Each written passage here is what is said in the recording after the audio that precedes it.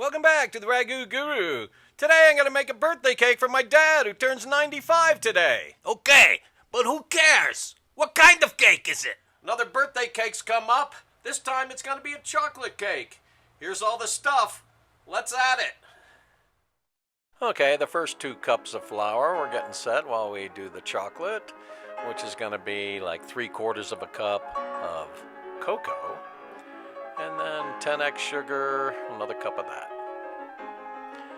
Screen the flour, put the chocolate in there with the 10x. And then we're going to put some baking powder and baking soda in there. And then 2 more cups of flour. Screen that.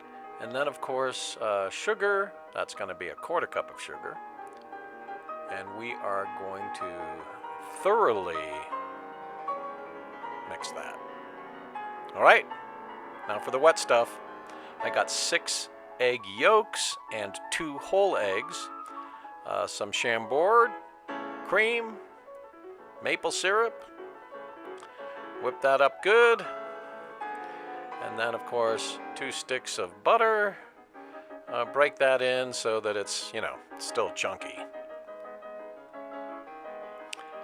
Excellent. All right, now we're going to whip up the egg whites to not full meringue, but meringue-y. Now that we have everything going, we're going to start mixing it together. Mix slowly, of course, and you want to fold it in with a spatula. You want to give up your whisk for this, because you want everything to be beautiful. Add a little coffee, why not? It's chocolate. And then a little more water, a little more dry goods, a little more water.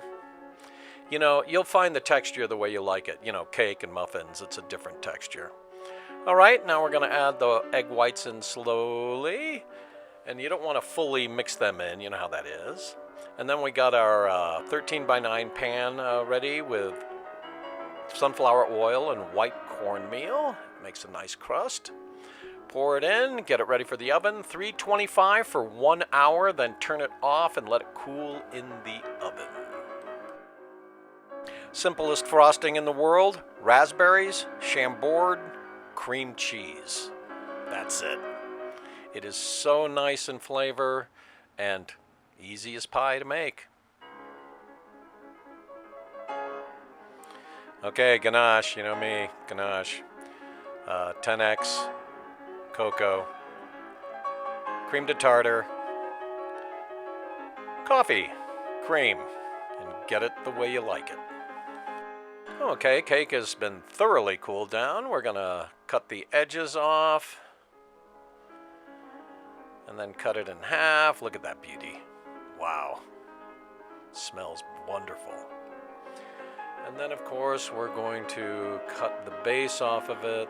You're making cake, so it's got to be absolutely wonderful. And then, of course, use a confectioner's knife. If you don't have one, go get one. It's a serrated knife with a very thin kerf, and it's a wonderful tool. Anyways, same thing with this one. Cut the bottoms off, get your layers ready. Of course, you want the top to still have a round on it, so that's that. Okay, let's go. Dressing it up. Raspberry cream cheese. Another layer. More raspberry cream cheese. And now the top, you're going to have to get some sticks here to hold it in place, because you don't want it falling down. Anyways, chocolate on top, spread it around. It's like frosting. Take your time. Get the edges.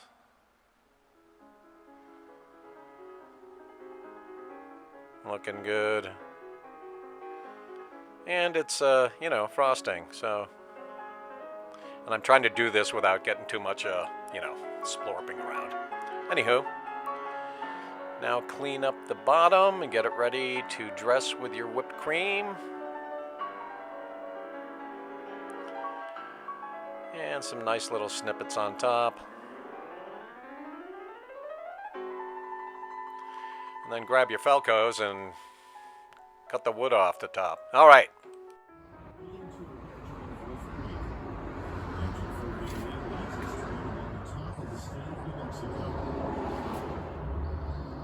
A couple of little divots, but hey, it's cake.